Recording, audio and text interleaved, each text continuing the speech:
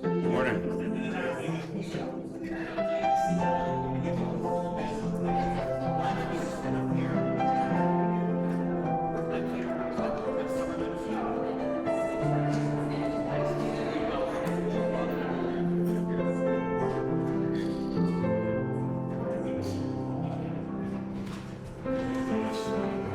Summertime is coming, and the trees are sweetly blooming, and the wild mountain thyme grows around the purple heather.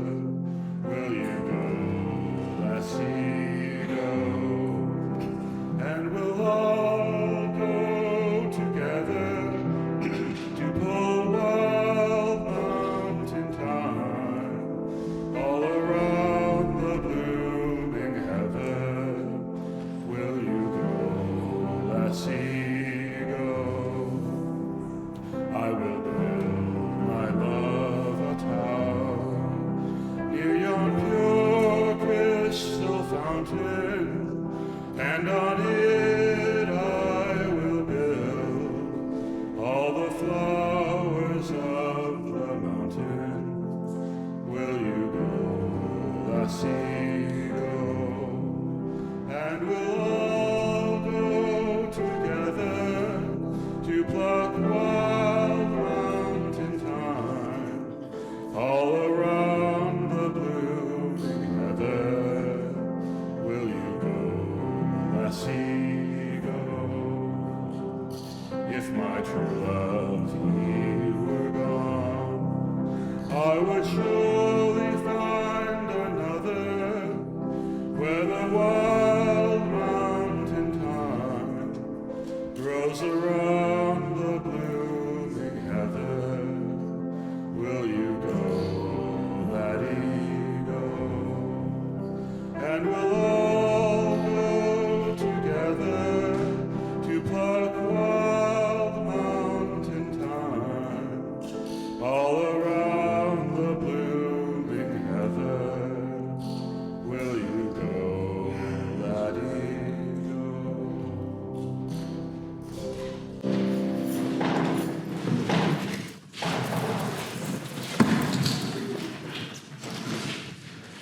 Good morning, everybody.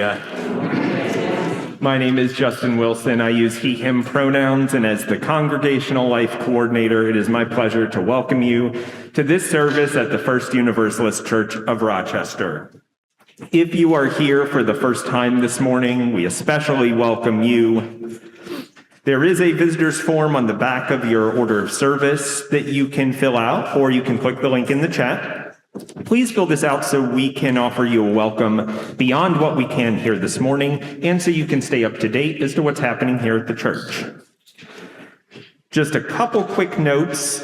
We will have no coffee hour today because of our picnic. I'll get to that. And joys and sorrows will be shared next week because of our flower communion ceremony today. So today is our annual picnic, so please join us at the Eagle Shelter in Seneca Park, which is behind the zoo, for a potluck gathering starting at 1 p.m. If you are bringing something homemade, please list ingredients, especially common allergens, and note if items are vegetarian or vegan or gluten-free, and so forth, so that we may all enjoy this potluck safely. We hope to see you there. Before we take a moment to turn towards our neighbor, let's say hello to our online worshiping community and offer a wave towards the Progress Pride flag there in the corner. If you're online, feel free to pop a greeting into the chat and say hello. And for those of us here in person, let's take a moment to turn towards our neighbor this morning and offer a greeting.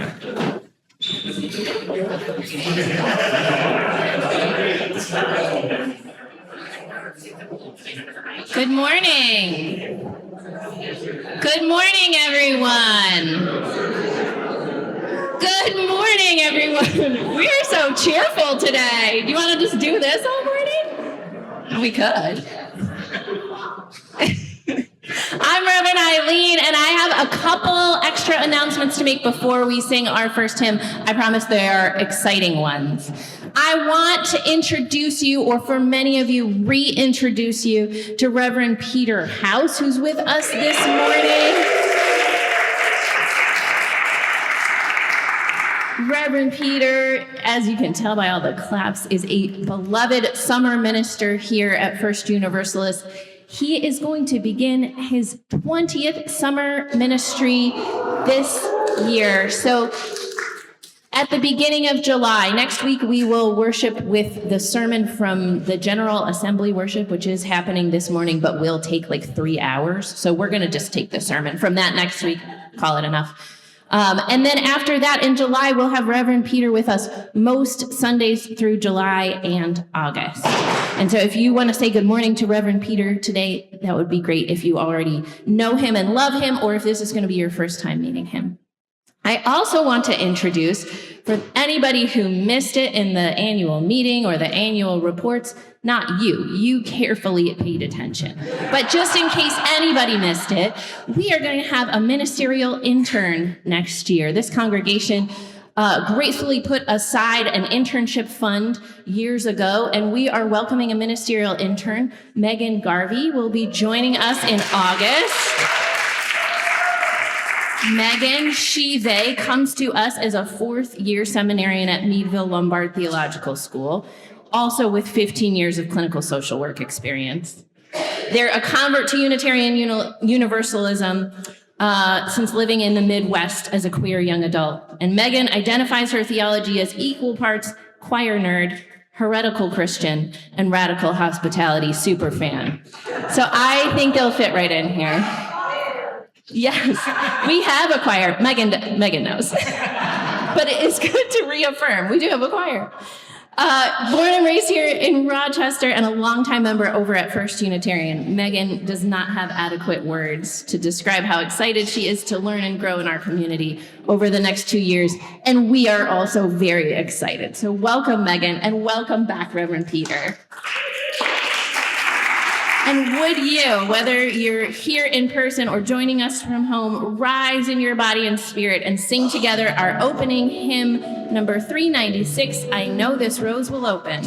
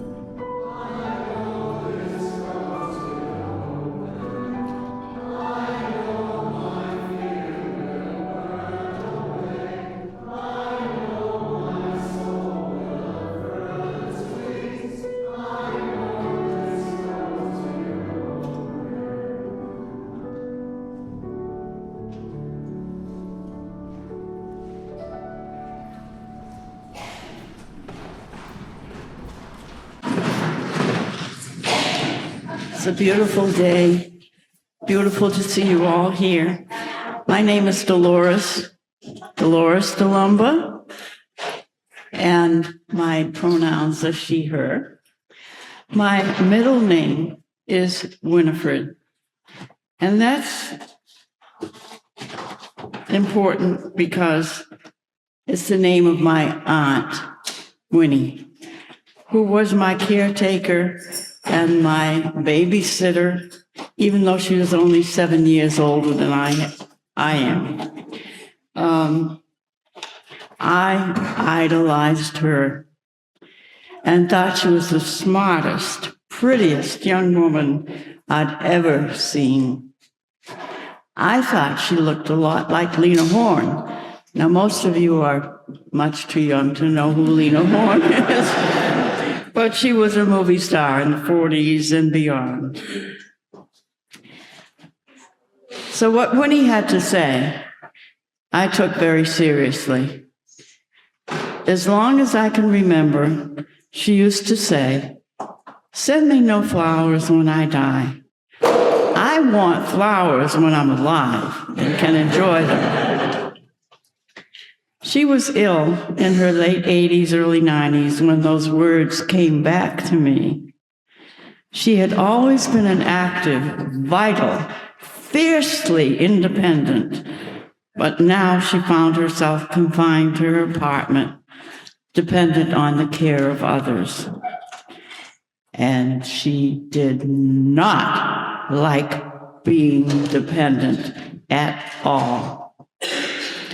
She'd always lived in Boston while I had moved around a lot, so I didn't get to see her often, not until my stepfather suddenly passed away, and I practically moved to Boston to work on settling his estate. My mother had passed away 20 years earlier, but the home they shared remained a second home to me, where I knew I was always welcome. He and my mother had lived in a large, beautiful house that was also the headquarters for their dressmaking business. The house soon became my headquarters for the work involved in settling the estate. I found myself spending most of my time in the house. Not an ideal situation, but on the plus side, it gave me time to visit my Aunt Winnie, who lived nearby. I found that she was not a happy camper. She had lost her independence, along with her health and strength. She didn't like being restricted and having to spend most of her time at home alone. But I remembered her words about flowers and would always bring a simple bouquet when I went to see her. When she saw the flowers, her face would relax from its unhappy look and a smile would break through. I know it was partly because she was happy to see me, to know she was loved and remembered, but it was also because of the flowers. They worked their magic. They made her happy and gave her joy. Throughout history, flowers have played an important role in life. They not only give us joy just to look at them, they also give us hope. Whose heart has not lifted upon seeing a blossom peek through the snow in late spring? It tells us winter is almost gone and spring is almost here. Today, we will be sharing flowers with each other in the spirit of love. Thank you, little flowers, for the joy and hope you give us. Come, let us worship together. Now, I remembered to wear my shirt with the flowers, but one of the things I forgot to do was ask someone to light the chalice. So I'm going to just ask Richard Reed if he would come forward and light the chalice.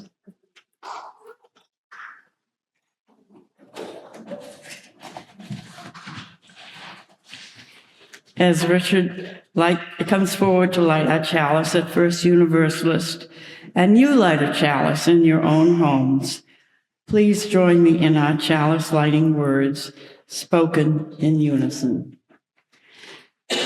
May we be a people of welcome, here to grow in heart and mind and spirit. May we reach out to serve our community. Please rise in body or in spirit for our affirmation of faith. Love is the doctrine of this church. The quest for truth is a sacrament, and service is its prayer.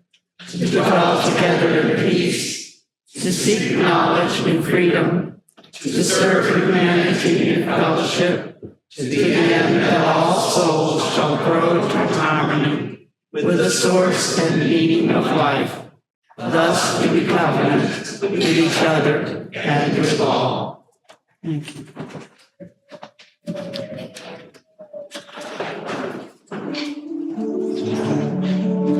I invite you now into the spiritual practice of generosity. The good work of this church is funded by the gifts you give.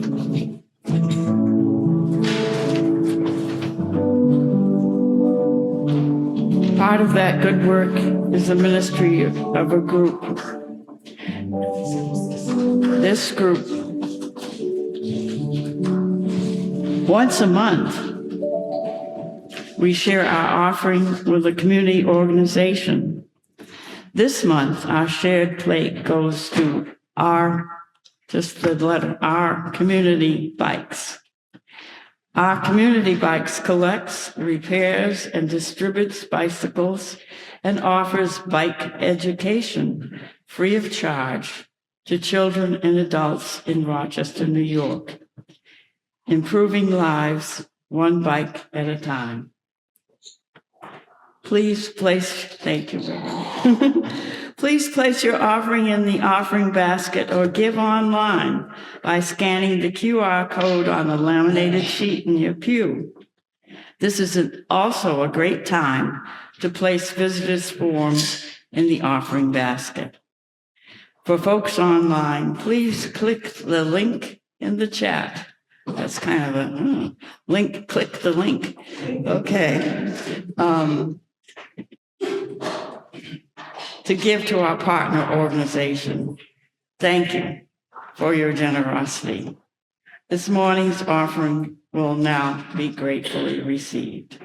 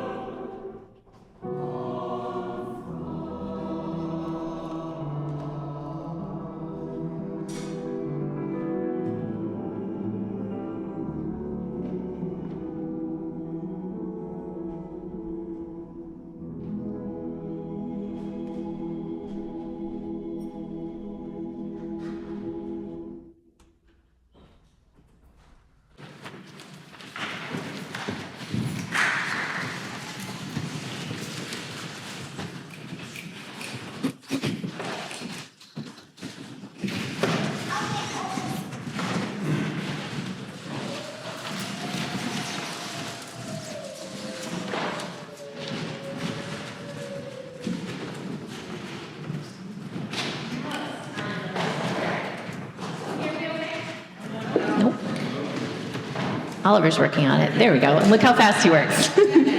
Now it's time for a story. If you are a young person or an older person, a small person or a bigger person, you are invited to come forward to listen to the story up front, or stay right where you are if that's where you're comfortable. You can move your body during the story in a way that's safe for the people around you, as you need to. So Reverend Michelle and I are going to tell this story together in a couple of parts with a little meditation in between, just so you know what's coming in case you don't have an order of service right in front of you. This story is adapted from one that was written by Joshua Sherrill White, and it's called One Flower in a Field. And it goes like this. Once upon a time, there was a field. You might have suspected that from the title. This field was not a lush green field like maybe you were picturing. It had dry grass and brambles and thistles and high places and low places and lots of rocks and dirt scattered around and a little tiny stream that ran around the edge of it. And scattered here and there in this dry, dusty field were flowers. There were buttercups and daisies, coneflowers and lupines, all kinds of bright and beautiful flowers growing up out of the dry grass. Now you might be asking yourself, what are you asking yourself? Let's find out. Are you wondering about something? What's the story? What's going to happen next? Yeah. Well, let's get to it. You might be wondering, as I was when I got to this part in the story, how are these beautiful flowers growing out of a dry, dusty field? Well, the answer is that next to each flower was a little hole in the ground, a burrow. And in each hole lived an animal who belonged to the flower and who tended it every day. Many were rabbits, as you might have suspected, but there were hedgehogs and there were field mice and even a badger or two. And every morning, each little animal would come out of its burrow and hop or scurry or prance down to that little tiny trickle of a stream and use a big broad leaf to scoop some water and carry it back to water their particular flower that belonged to them and to whom they belonged. In a little gully next to this field, beside a tall, beautiful sunflower, there lived a rabbit. Every day, she would hop down to the stream with a leaf in her mouth, and she would scoop up some water and gently, carefully carry it back to her sunflower. She loved that flower. It belonged to her, and she belonged to it. It was tall and bright, strong and healthy. You could tell that she took very good care of it. One afternoon, this rabbit, after caring for her flower, took a little hop. And she hopped herself up to the top of a hill alongside the gully where she lived. And she looked out over what she could see of the field when she got to the top of that hill. And as she looked out, she saw something she had never noticed before. Down a little ways, she saw a flower. It might have been a daisy, she thought, but it was hard to tell. This flower was in pretty bad shape. Now, why had she never seen that flower before? This one's not a big mystery. It's just because she'd never climbed to the top of that hill. But now that she had seen it, she started thinking about it. Of course, she knew the field was full of flowers. She may have heard that some were not doing quite so well as others. And most were not doing quite so well as her very well-tended sunflower. But she'd never actually seen a flower that looked as bad as this. She hopped down the hill to take a closer look. She sniffed around with her little rabbit nose. And then she began to understand this flower didn't belong to anyone. It had no water. Its stem was bent. Its petals were wilting in the heat. The ground all around it was parched and dry, and the rabbit felt bad inside that a flower could be so neglected. And then, what do you think she did? What do you think? You think maybe she gave it water? Ewan, did you have a different thought? You were thinking the same thing. Well, I'll tell you what that rabbit did. She did nothing. Yeah. Now we're surprised. Even though the flower looked terrible, it was just one flower in a field, she thought to herself. The field had plenty of flowers that were doing fine, and the rabbit had plenty to do, besides water a flower that didn't belong to her. So she went home and she got on with her own business. She got up every morning and went down to the little trickle of a stream, and she scooped water and she carefully brought it back to her own sunflower, which remained tall and bright, beautiful and strong. And then she hopped around for the afternoon like rabbits do. But the other flower didn't go away. It didn't go away in the field, and it didn't go away from the rabbit's mind. At least once a day, that rabbit couldn't help just hopping up on top of the little hill to take a quick look at the flower that she couldn't stop thinking about. Every day, the flower looked a little worse, and it started to get to her. The rabbit thought about that flower when she tried to fall asleep at night. She thought about it in the morning as she hopped down to the stream to get water for her own flower. She thought about it so often that she started to think about that poor little flower more than she thought about the flower that belonged to her. And she couldn't even really enjoy her own flower, knowing that that other flower was just over the hill, wilting more and more, day by day. And this is where we pause our story, and we take some time for centering and meditation, followed by a little bit of shared silence. You can stay right where you are. Wherever you are is right where you belong. But maybe you want to make your body a little more comfortable. Maybe we take a big, deep breath.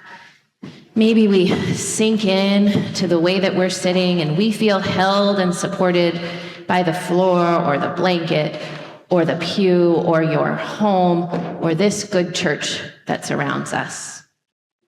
This morning, we have an interactive meditation to try. Are you ready to try something a little new? Uh-oh. Let me try one more time. Are you ready to try something a little new? Okay, good, because we were going to either way. Ready or not, here it comes. This morning, thinking about that little flower in the dry, parched field will create a rainstorm. An interactive, all-ages meditation to quench a wilting flower's thirst. And you might feel as powerful as a thunderclap this morning. Or as smooth and flowing of a rush of water in a storm. Maybe you're feeling like a cheerful rhythm of a drip-drop rain. Or maybe you're feeling like a flower who needs to just sit still and soak up whatever falls. First, let's take one more deep breath and listen to your heart and notice how you have shown up today and what your spirit needs. If you feel like you're a little raindrop today, follow me. Who's a little raindrop? You with me?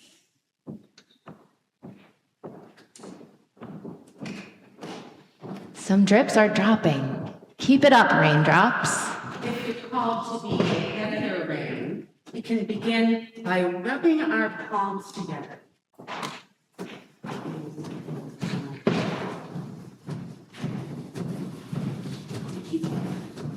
Keep going, heavy rain and rushing water, folks. It's our turn now. If you feel like the rush of a flood, shh.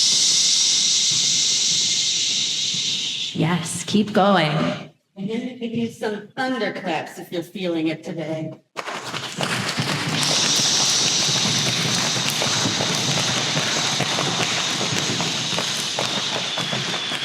And perhaps our eyes fall closed as we listen to the rainstorm. Can we do two things at once?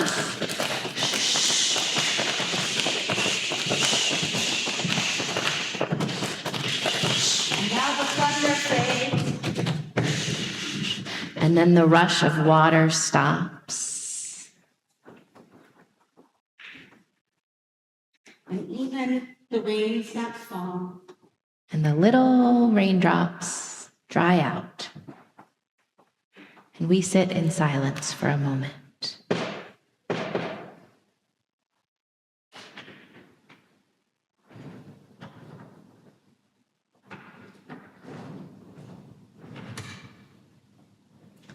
Amen.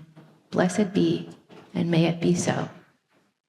Our hymn of contemplation this morning is number 1053, How Could Anyone? And we can sing it from right here, where we are.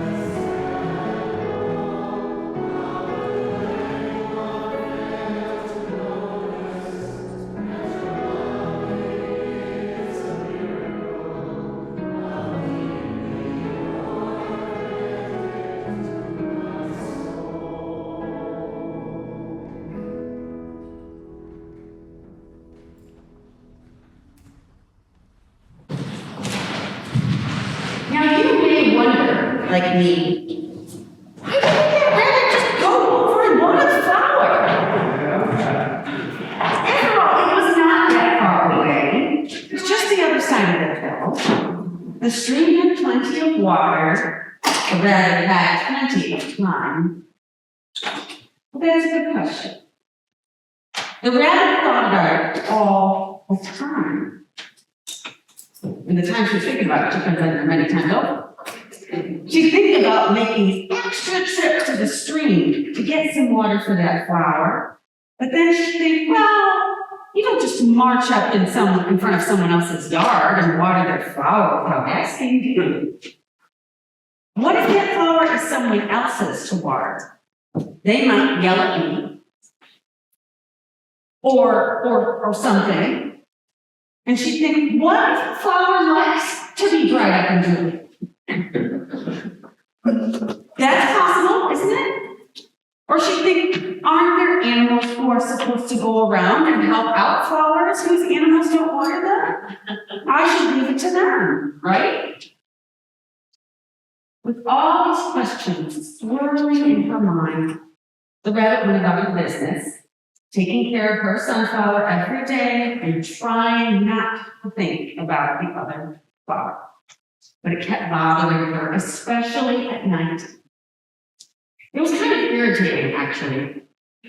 Sometimes she just wished the flower would just get better by itself, or die. Just stop being in her mind. But every time she sneaked a peek, there it was, looking more dry, more wilted, more droopy. Finally, the rabbit could stand it no longer. One morning, hopping from the stream with a leaf full of water for her sunflower, she suddenly thought, it's not right. Flowers are not supposed to be like that. Flowers should be healthy and colorful and bright and beautiful. And she found herself hopping over the hill toward the other flower, taking the water there instead. At the top of the hill, the rabbit got a bit nervous. Her nose twitched as she sniffed the air. She shouldn't be watering other animals' flowers. But then she said, I just have to, it's not right. She kept going over the hill and down the other side. The rabbit got close to the dry flower, closer than she'd been before. And suddenly, a hedgehog popped out of the hole in the ground, and the hedgehog yelled, hey, what are you doing? I'm gonna water this flower, the rabbit said. It's too dry, and if I don't water it, it'll die. The hedgehog said, what business is it of yours whether this flower dies? Is it yours? Asked the rabbit. Well, no, said the grumpy hedgehog. But it isn't yours. So leave it alone, it's none of your business. But the rabbit answered, I'm sorry, but I tried that. Flowers are supposed to be bright and beautiful and cared for, not wilted and drooping. I'm going to water this flower. She watered that dry, wilted flower. And he daisy right in front of the hedgehog, though he fussed and he mumbled and he gave her mean looks. And she turned around and hopped back over the hill. The next day she came back with a leaf full of water and watered it again. And the day after that, she watered it again. And then another day, and another. And the hedgehog continued to fuss and mumble, give the rabbit mean looks. But the flowers started to look better. First, the petals perked up, and then the stem began to stand a little straighter, and then its leaves started to fill out and get bigger, and the flower even grew a little taller. And strangely enough, this flower got brighter, healthier, and taller, and more beautiful. So did the rabbit's own flower. And so did every other flower in her dry gully. All the flowers in the field and the gully, even the ones she never watered, flowers she never even noticed before. The whole field began to brighten as the colors of every flower became more vivid and the flowers stretched taller. It was almost as if there was more water everywhere. But how could that be? Were other rabbits and hedgehogs and field mice and even badgers sneaking around, watering unbound flowers too? Or was it because when someone waters a wilting flower somewhere, all flowers everywhere grow a little brighter and a little stronger? Who knows?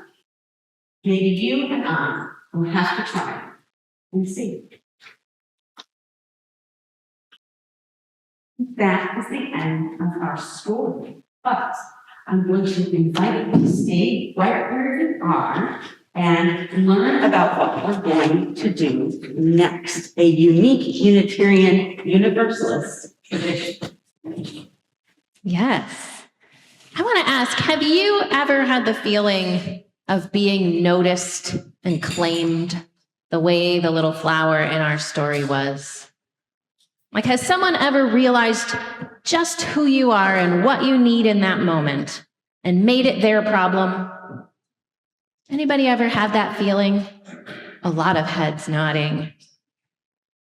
And how often have you felt like the rabbit, like the one doing the noticing and the claiming? I see what you need, and I'm going to make it my problem. Yes, maybe even more heads. I have seen so many of you do this for one another for a year now. It is one of the deeper calls of our faith. It is the work of awareness and attention that we are called to practice here every Sunday and lots of other times and outside of these walls as well. And it's what Flower Communion, which we celebrate this morning, is all about. Seeing one another, really seeing and noticing each other's need the way the rabbit did in our story. And that's hard work, isn't it? And likewise, being seen and known in all our need and all our vulnerability, the way the flower did for the rabbit. That's hard work, isn't it? Sometimes that feels like it's the harder work. We practice this waking up, this paying attention, this declaration of belonging, because the connection that is born out of knowing one another and being known is the holiest gift available to us, the most sacred moment. This is why we come to church, to remember how to show up and unfurl ourselves like flowers, right? Showing every glorious burst of color and every wilted petal. It takes a lot of practice to trust our community to hold us in our wholeness, to trust the world to hold us. It's only in letting our whole selves be seen and known that we can be connected in a way that is beautiful and divine. Have you ever tried so hard to be lovely, to be important, to be loved and valued that it interrupted the true beauty of connection?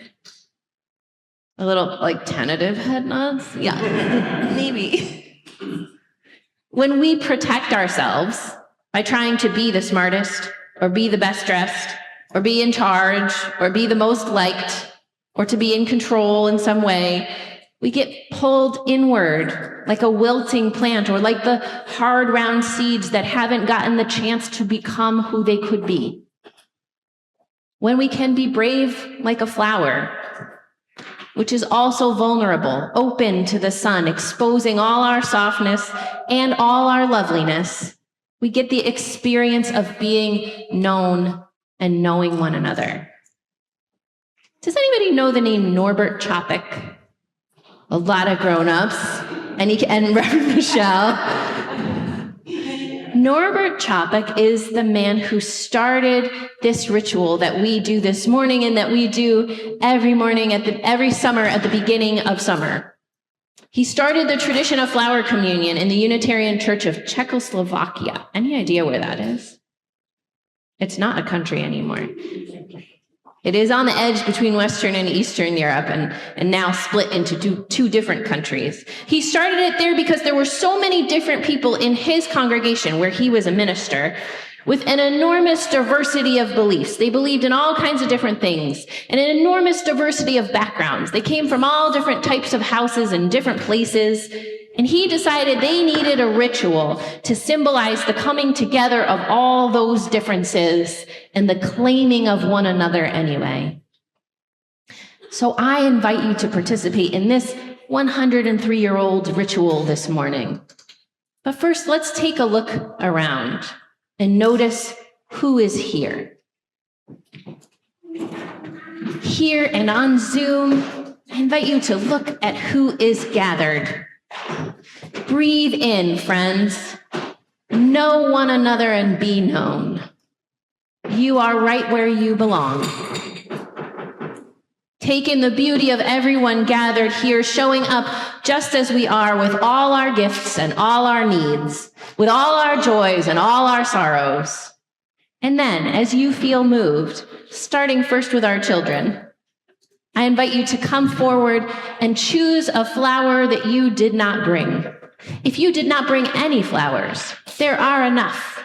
We will have enough. Claim with love the wideness of all that we are.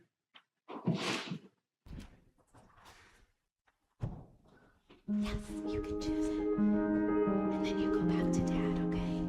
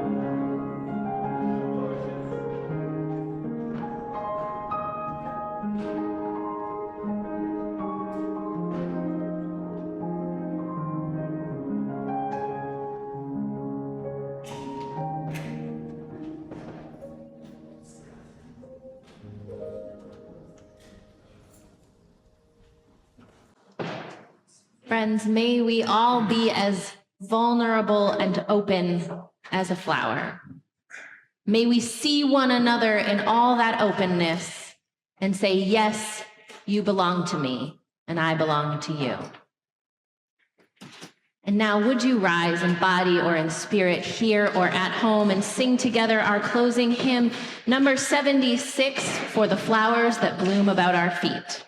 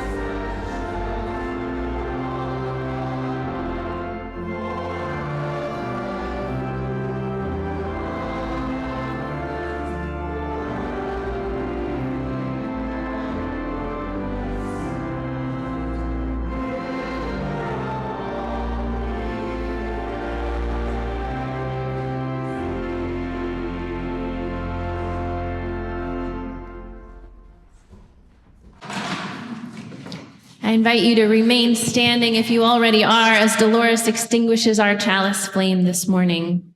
And let us read together the words printed on the screen as she does.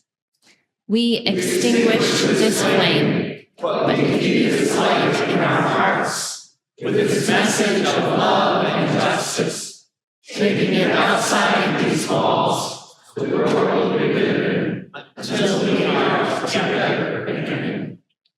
And as we close our service this morning, I invite you to place a hand over your heart. If you're joining us online, I ask you to turn your settings to gallery view and look upon the faces of those gathered here with you once more. For those of us in the room, let's take another moment to look around at all those here with us today. And I offer a benediction from the Reverend Ashley Horan, who said this yesterday at our General Assembly. Our Universalist heritage teaches us that hell is something we create on earth, and salvation is what happens when we claim one another as our own. Amen. Amen.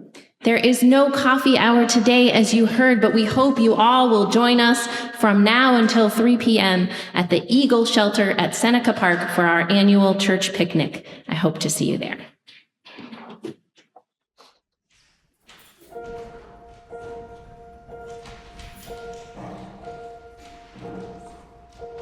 Some say love, it is a river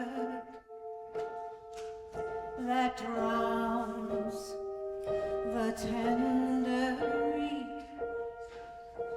Some say love, it is a razor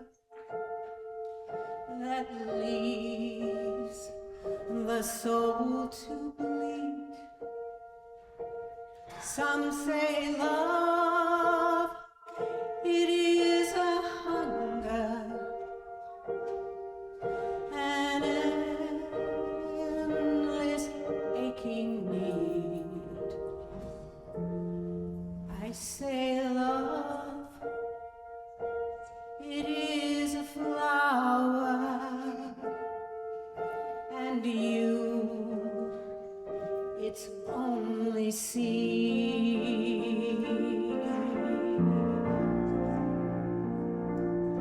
It's the heart afraid of breaking that never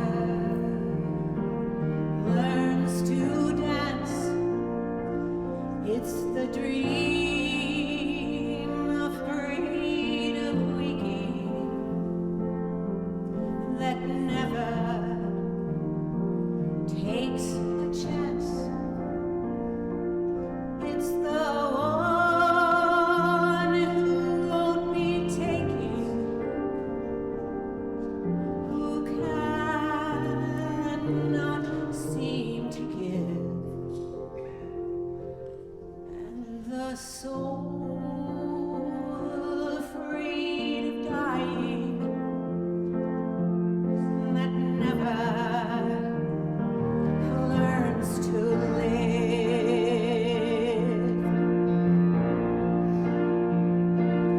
When the night has been too lonely and the road has been too long, and you think that love is only for the lucky and the strong, just remember, in the winter,